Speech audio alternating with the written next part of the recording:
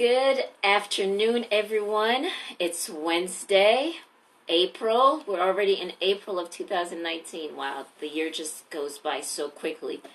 The days go by so quickly. So it's so important to really be present um, because time just passes on. And so it's really important that we're present and that we take full advantage of this gift of being in the present. So I had a question today. So the question was, when does the pain go away? And so there's multiple layers of pain that we might experience. And so this particular individual was talking about pain from grief.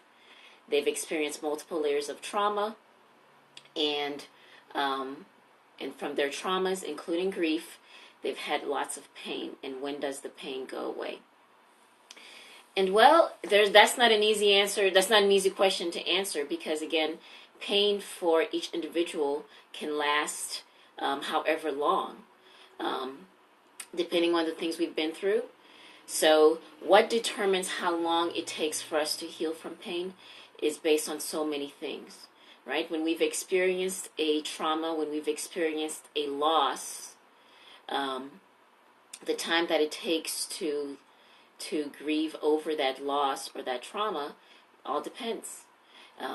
So let's start with the grief, right? And so when we experience a loss, the connection that we've had with the individual determines or can determine potentially how long it may take. And so somebody says it does not if subside or if suicide. Okay. I think that's what she meant to say, suicide. And so, again, depending on how the loss and the connection we had with that person may determine a lot of how long that pain goes. So, the relationship we've had with the individual dictates the amount of the pain, right? So the connection that we have, because loss is a connection that's broken. When we experience a loss, it's because the connection that we have with that individual is now broken in some ways. And the amount of pain that it may take, the amount of time that it may take to heal from that pain dictates that experience and that loss, that relationship that we have with that individual. And so if we've experienced the loss of a child, if we've experienced the loss of a parent, and again, the relationship we've had, it all depends. And one thing I will say about pain from my research and everything, and the amount of time that it may take us to grieve, it all depends on the individual. Okay, and it all depends. It all depends. And so there's not a right number of time that it takes to grieve over a loss. However long it takes is however long it takes, and it's okay. And it's okay. Okay, and so it may take years. So I've had clients who, one particular individual, she lost her mother at age 9, and she's now 32, 33. And during Mother's Day, every day during the Mother's Day, she grieves over that loss, and she feels the pain. And throughout every day of her life, she recognizes ways that the loss of her mother has impacted her life. And so sometimes the pain manifests itself in a lot of different ways in terms of that loss. And so I wouldn't say there's a certain amount of time that it may take to grieve over loss. It's recognizing that you are in pain, recognizing that you have experienced that loss. And so what I will say in regards to grieving, first is recognizing there are stages of grief and allowing yourself to go through all of the stages of grief. Okay, so one stage of grief is denial. Denial is the fact that we can't believe this happened. And for a lot of individuals, sometimes they stay in that stage. And when we stay in that stage, it doesn't allow ourselves to fully experience all of the grief. Okay, because we got to get to a place to acknowledge that this person is no longer here. If it's a loss of someone, a death of someone, that this individual is no longer here. Okay. So we have denial, then we have anger. Anger is a stage where we feel angry and upset that either the individual is here. Sometimes we could be angry at the situation. We're angry at God. We may be angry at the individual. We could be angry for multiple reasons, and it's okay. It's okay to acknowledge the fact that you're angry, and it's okay to allow yourself to go through that experience. Okay. Um, Again, with everything, it's the acknowledgement of whatever it is we're feeling is perfectly okay, right? And so, what's not okay is how we might cope and deal with it, and how we might respond to others, right? So, because I'm angry, doesn't make it okay for me to take my anger out on someone else. It doesn't make it okay for me to be aggressive or hurt anyone else because I am angry, right? So no, that's not okay. But it's perfectly okay to acknowledge the fact that I am angry. Okay, so acknowledging our emotions is okay, but how we deal with it is not.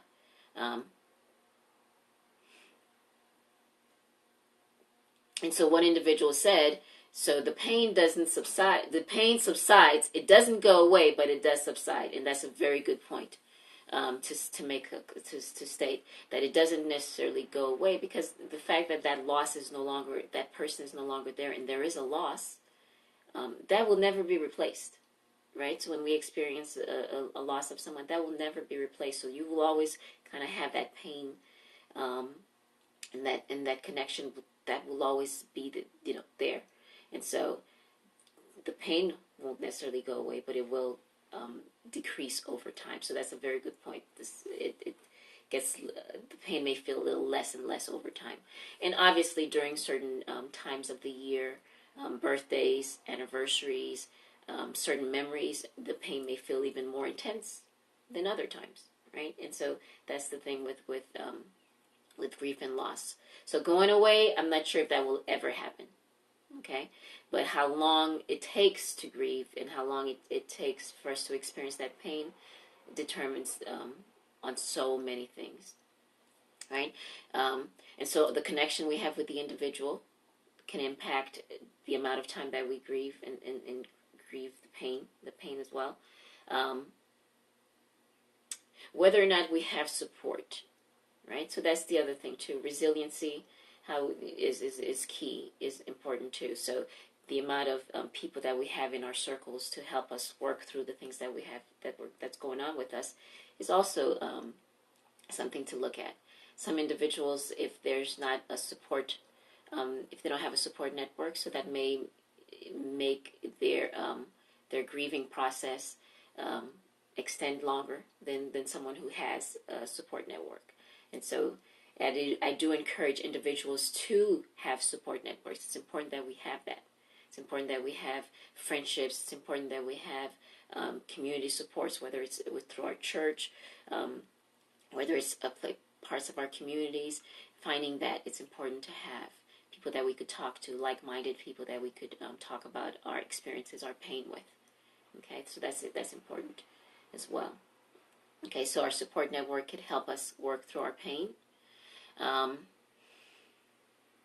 And so so that's another good a good way. So the pain doesn't go away, but it does become less. It subsides. It's less intense.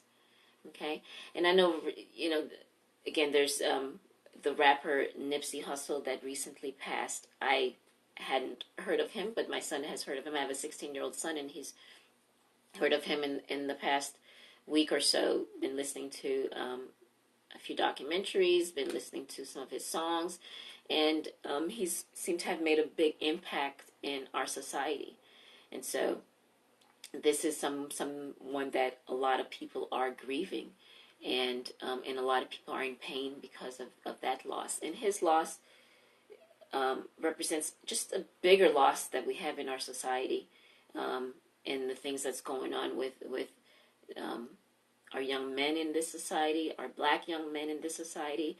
And so overall, we have a lot of losses that we have to heal over. And there's a lot of pain, and a lot of people are in a lot of pain due to these losses. And figuring out ways to deal with our loss, deal with our pain is really important.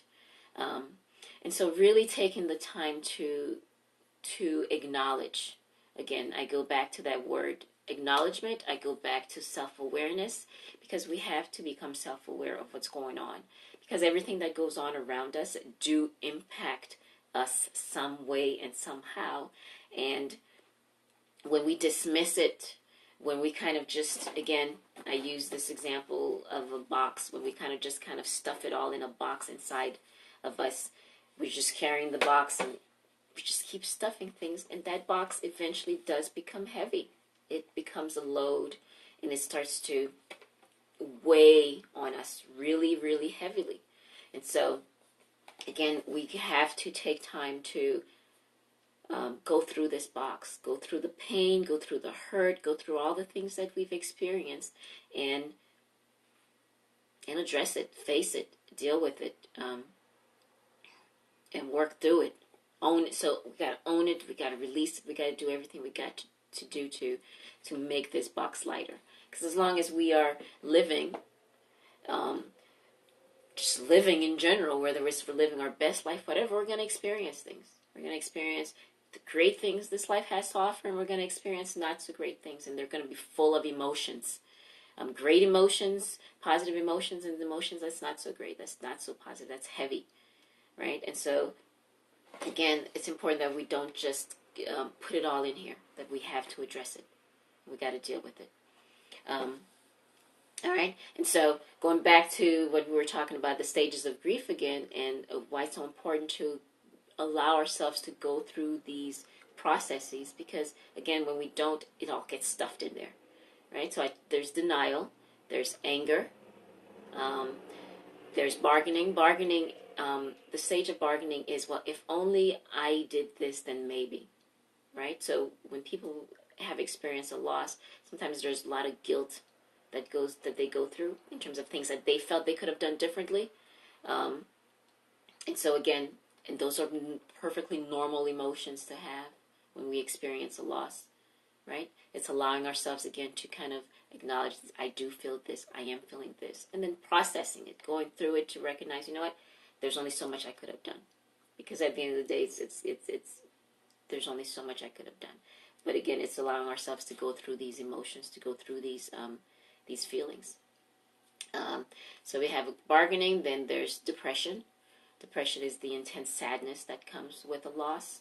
And then a lot of our pain is right there, the pain of that loss. And it manifests itself a lot in sadness, right? And so sadness is the inward, and sometimes with that sadness, it could manifest itself outwardly in the anger. Okay, so anger comes out too. The irritability, the anger comes out outwardly. Okay, and then we get to eventually the stage of acceptance. And so, again, as somebody said earlier too, the pain doesn't go away, but it's getting to a place of acceptance, and it begins to subside. It begins to feel a little less intense, the pain. Okay, so those are the stages of grief. And when someone's experiencing a loss, we got to go through those grieving stages when we experience a loss. And loss can happen in so many ways. Death is an ultimate loss, but there's a lot of ways that we can experience a loss as well. Okay, so going back to, again, the what people are experiencing right now with the loss of this young rapper who recently died, or who got shot, and again the loss of him and his contribution to society, his contribution to what he was trying to do in this world, for a lot of young men. There's a loss of that. So his loss created so many layers of losses, and that's usually what happens when we experience a loss. There's just so many losses that comes with one loss, and sometimes we have to allow ourselves to grieve all of it, right? So loss of him as a human, loss of him as a musician, loss of him as a civil rights person, loss in so many different ways in his contribution to the world. And so with that individual who asked the question, when does the pain go away? When someone has experienced so many losses in their lives, and this individual had, you have to grieve each of those losses. each individual is a loss in itself, and then that person may have multiple layers of losses that you there may be multiple layers of losses that you might have experienced with that individual too. So it takes time. It takes time to go through that work. It takes time to heal through all of those losses. But it's definitely taking the time to allow yourself to feel the pain, allow yourself to go through the grieving process, to go through all those stages of denial, of anger, of the guilt, of depression. Is allowing yourself to go through all those stages, because again, once we could go through all the stages and process it and do the work that it takes to heal, then ultimately it gets easier and easier to experience. It gets easier and easier to, just gets easier and easier. All right, so pain, again, it takes a long time to get over pain, and sometimes it doesn't go away. It just subsides, like an individual said. And so allowing ourselves to go through it. Okay, so that was one question that came up. So I wanted to address that. And again, just in general, just really wanting to encourage individuals to take the time to seek the help that they need, to seek the support that they need, to seek whatever it is that they need to help them be their best as they're going through whatever they're going through. Sometimes life throws us these monkey wrenches,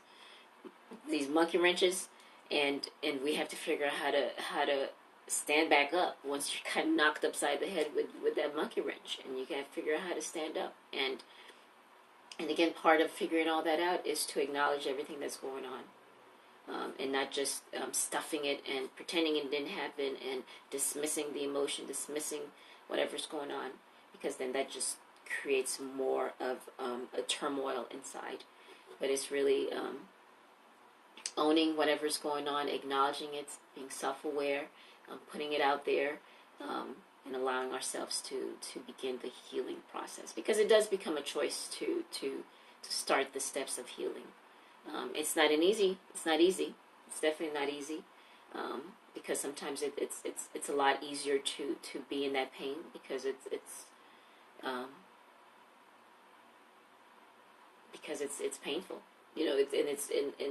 and it's legitimate, right? So it's so easy to be in there, and so to take the steps to healing does take a lot of work, to take those steps to healing, but it's definitely worth the work. I remember I have a client who once told me she had a very difficult time healing over the loss of her mother, because of, in her mind, and that's something again we had to process. In her mind, if I get better, if I'm no longer in pain, if I smile, if I'm happy, then does that mean I forget about my mom? Does that mean I'm no longer hurting about my mom? And it doesn't mean that, right? And so sometimes people think, well, me being in pain means that I love the person so much, and it doesn't necessarily mean that. Okay, and so it's okay to be happy and still love the individual, and still feel pain for that individual, but be happy too, right? And so for her, it was hard to understand that concept, because she felt she needed to be in pain. She felt she needed to be hurt to acknowledge the love that she had for her mother, and we had to work through that. Because again, the pain and the hurt created more, not just physical damage, but more emotional damage too. And so, and she needed to move away from that and past that. What do I think about medication help with painful feelings? Definitely, medication is an option. I'm not a psychiatrist, but I do refer individuals for medication management, or to get assessed for psychiatric services, and to look into medication. And so one of the things, the way that I see medication is, when individuals first come in, we're going to develop the treatment plan, talk about what's going on, do all the necessary work that we can do, right? And so we process things in therapy, we do the homework, we do all the things that we need to do to help them work through the painful feelings, right? But sometimes, again, we've done everything that we can physically do, and it's still there.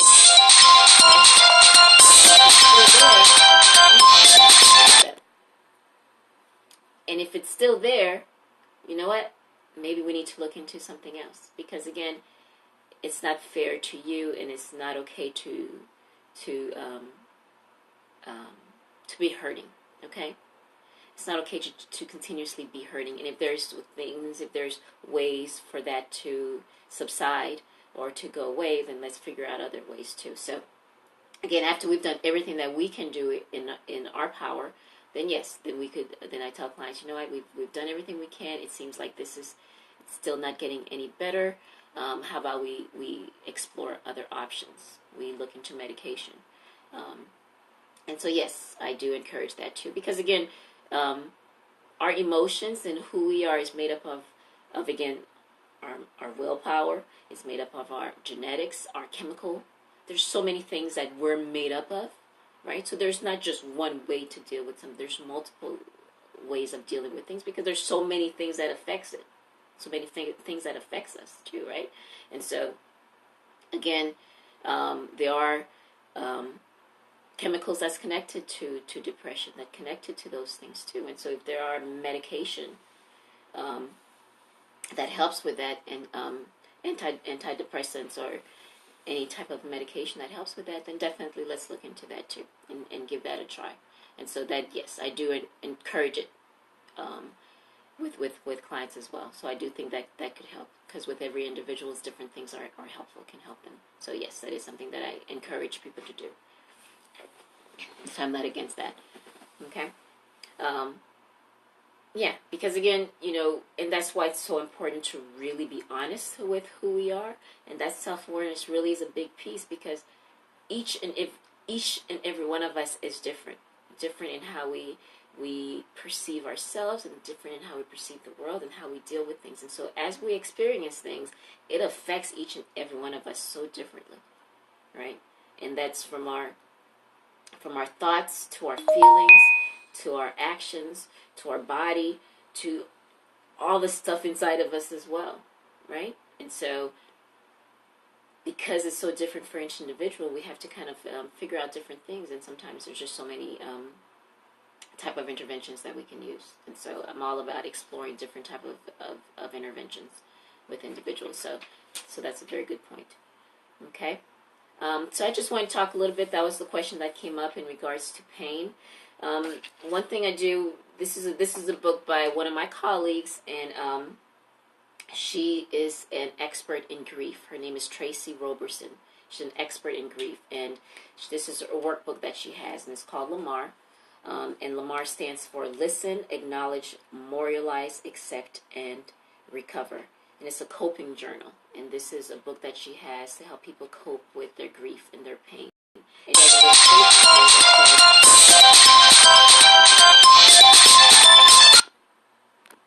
that says, pain is inevitable, suffering is optional. Pain is inevitable, and suffering is optional. So pain is something that we're all going to experience, and it's definitely inevitable. Okay? Good to hear. Thank you. Yes, medication. I know a lot of people are, because I have a lot of clients who are against medication, and who doesn't feel that they necessarily need it. And again, we work through those things, we process through those things, but like I tell them, at the end of the day, we have to figure out what makes us our best, what could help us make us be our best, right? And so if we've done everything that we can in our power, and it's still, there's still something missing, then we need to explore other things. And so medication is out there too. And of course, being really educated when it comes to medication. So usually when people get on medication, one of the things I do tell them, I do encourage individuals to get a journal, to get a medication journal, because once you're on medication, yes, things do start changing chemically as well, right? And so making a note of, and journaling who you are, not journaling, but documenting, I guess, whatever you're noticing in terms of your symptoms before the medication. And then once you start the medication, noticing what are the differences, what are the changes that they're seeing, right? Because a lot of medication do have side effects. So we need to be aware of the side effects. We need to be aware, okay, how is this impacting me? Okay, what's different now? And again, talking about it. So I'm not, again, a psychiatrist. However, my clients who are on medications, when they come in, okay, how's the medication going? What are you noticing? Any differences? Any this? Any that? So I've had clients who say, well, I'm noticing this, this, and this. I'm like, well, that may be something you need to talk to your psychiatrist about, because that is a concern. Or maybe this medication is not the best fit for you, best fit for your body. And so don't just take a medication. Don't just go to a psychiatrist and take a medication and just say, oh, well, that's just it. No, there's a lot of things that, again, that we're responsible for in terms of, because we know ourselves best. So there's not all medication is the best fit for us. Not all medication affects us the best way. Some are effective and some aren't effective. Some of them, the side effects can impact us differently than others. And so we have to kind of be aware and pay attention to those things. So I am an advocate for medication if that's what's needed, but I do believe people need to be educated, and people need to be aware and pay attention to their bodies, pay attention to what's going on with them when they are on different medication. Because once you start piling one medication with another medication and another, the body's is doing all type of stuff. Okay, so I strongly encourage that. All right, for individuals to do that. So this was what we talked about today. Again, if someone's out there is dealing with grief and loss, and again, the question of pain, do look into this book. Again, it's called Lamar by Tracy Roberson. She has a website. Go to her website. It's lotsoflovecounseling.org. Lotsoflovecounseling.org. Lots is LOTTS of lovecounseling.org. That's where you would find the workbook. And like I said, it's a journaling workbook, and so there's you'll be writing stuff down. There's some information, and there's a lot of journaling. And so, and that's a way. Journaling is a great way to deal with pain. Again, it's a great way to just be an outlet of letting out your emotions and feelings and dealing with and coping with pain. Okay. Hopefully this was helpful to an individual. Thank you again for the question. And I appreciate everyone for listening. I'm Natalie Ellis. I am a licensed professional counselor in the Decatur, Georgia area. Please definitely DM me if you have any questions, and I'll be happy to help. But definitely seek out services if you're in need of services. It's important to seek help. It's important